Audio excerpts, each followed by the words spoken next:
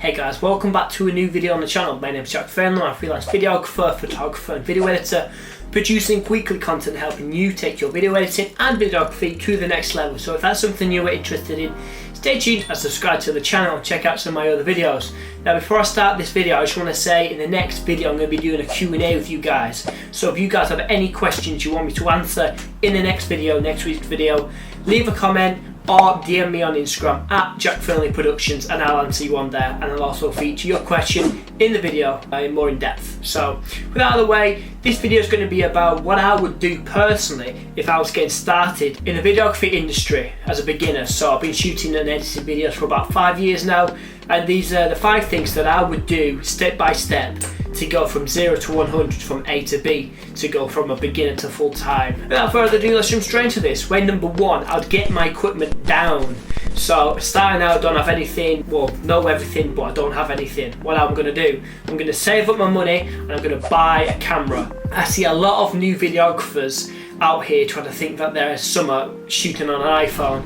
No offense, but you're not an actual videographer because you're shooting on an iPhone. No client's going to take you seriously or consider you a professional if you are shooting on a iPhone. Now, yes, granted, they produce quite a good image and quite a good video, but if scale up and start to get some actual money in the door, money into your business, you can't be going to weddings, corporates, whatever you shoot with an iPhone, mate. It ain't gonna happen. So get yourself a good camera. What I would do, I'd go for a cheaper camera. I'd probably go for my camera that I had previously. That's when I got started, was the Nikon D3300 2004. I'd get myself a couple prime lenses. They're fairly cheap, like 50 quid off Amazon or something like that.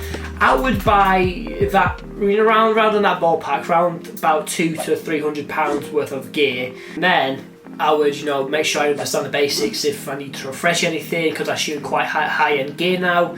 If I need to refresh on any of the other stuff, I'll, make sure I understand how to work the camera. And I would get my equipment down, I would go out and buy, a decent microphone. You can get a decent Rode microphone for about 25 quid, £50. And get the audio sorted. You can also get some cheap lights, maybe like just a little portable one for like £20 off Amazon. So I'm roughly spending about £300 to £400 in total for the whole gear. So I can start to get some clients in the door with my video content. And then the next step is precisely that. I'll start to get some money into the door. Now I would go out and target low tier clients. When I say low tier, I'm talking about like coffee shops, barbers, your local food store, family run business. Businesses that haven't got a lot of capital in them, businesses that haven't got a lot of money to spare on marketing. I'll do maybe the first couple for free. Depending on if I've got a good charisma and I've got talking skills or social skills, I might be able to charge them maybe £50 or £100, maybe a couple hundred here and there, depending if it's a big business or not. But I'm looking to get my first couple of clients. If I don't have my portfolio, I might do for free. Like I said, it depends on how well the client is, but I'll be looking to get my first couple clients. Maybe I'll do the first couple for free, but then I wanted to start getting some money into my business. And then once I'm start doing that, I'm starting to pay off my camera gear and start making some profit. Starting to get some money into my pocket. I just want to start out easy. You don't want to be going for weddings, or you don't want to be going for. You might want to start going for weddings, but what I would personally do, start low tier, because it's going to teach me. It's not high risk yet. We're dealing with free to cheap clients. £100 ain't really not that much for a video. So that's what I do. Start to go for low tier clients. Start to get some money into my business. Now the third thing I would do is start building a relationship with those clients. Maybe if like 20 clients now, or maybe 10 or 5. I'll try to build a relationship with them. I'll deliver a quality video to them. I will try and make them a loyal client, because loyal clients are going to save you so much time in marketing and actually going out to find the clients. When you have clients coming to you on repeat business, that's how you make it as a freelancer. You have repeat business. You have clients coming back to you. And you'd also have them on retainers, which takes me on to the second part of the third point, getting them on retainers. After I've done a couple of videos for them, I might say, hey, look, we've worked together, I've got a fairly good relationship now, what I can do. I like your work, you like my rate. Let's start to maybe get a retainer, maybe, if I can come in maybe once a month, I can shoot all of this content for you, then that's your content for the month. I can charge you whatever, and they're on a monthly retainer. I'll be trying to build a loyal client base, getting them onto retainers, and after that I'll be also asking for testimonials. Now if I could do say a coffee shop, and I know that they're not going to want to hire me again, I've just got a gut feeling, and I've got, they're not the most high profile client, I'll be asking to get a testimonial.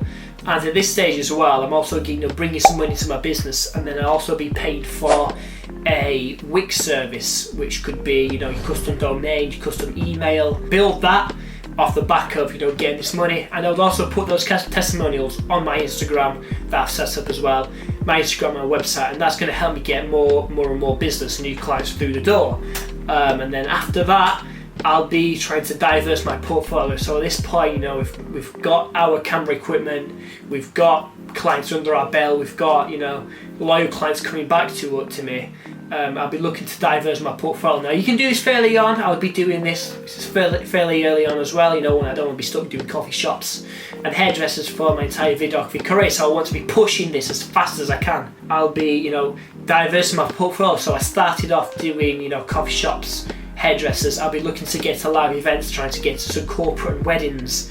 Maybe I'm going for corporate, for trying to diverse, be going to corporate, because corporate's it pays well, it pays pretty well, when compared to weddings, but it's not as high pressure as weddings. Weddings are really high pressure, so I'll be looking to get some corporate work in there. I'll be getting some live events. Live events do pay quite well, and they're not that high risk. I specialise in live events, so I'll be trying to diverse my portfolio. I've got my coffee shops, got my hairdressing, generic highlight advert videos, but then I've also got my corporate stuff. I've got my weddings if I decide to go for them.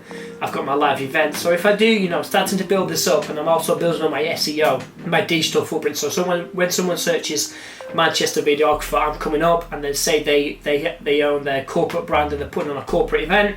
If they hire me, they want to hire me, but I've got no experience shooting corporate, I'm specialising hairdressers and coffee shops, I'm going to be out quite a lot of money from that gig, and you don't want to be doing that. So I'll be wanting to diverse my portfolio as soon as possible. And then the fifth and final thing is just scaling up. I'll be wanting to reach higher and higher and higher in all of these aspects. When I'm at this point, I wanted to kind of leave the lower tier stuff that I started off with, the coffee shops, hairdressers and all that sort of stuff. I'll be wanting to leave them behind them because my time's valuable, and I've built up my skill set, and I'll be also upgrading my equipment as time goes on. That's very subjective. Maybe I've done, I've started to reach into the corporate world. I want to get some better equipment. I'll be looking to upgrade to maybe the Sony A7 III, Sony A7 Mark III, maybe a Nikon Z6 like I'm shooting on now, upgrading my lighting if I need that, possibly if I want to get into some studio stuff, microphone possibly, the Rode VideoMic Pro. I'll be looking to upgrade my equipment and just scaling up my business from here. That's basically the foundation done. I'll be able to scale up, like I said, make sure I'm diverse in my portfolio, and making sure that I'm not, restricting myself too much to one niche. Because say I want to specialise in weddings is a seasonal thing. You don't want to put yourself out of business. You don't want to be, broke when winter comes around because you have no work coming in. You might get an odd job, wedding here and there, but most of the weddings are held during summer. So I'll be wanting to, diverse my portfolio and scaling up in these businesses. I'll be wanting, say I want to shoot nightlife, I'll be scaling up into nightlife, my style for the local nightclub.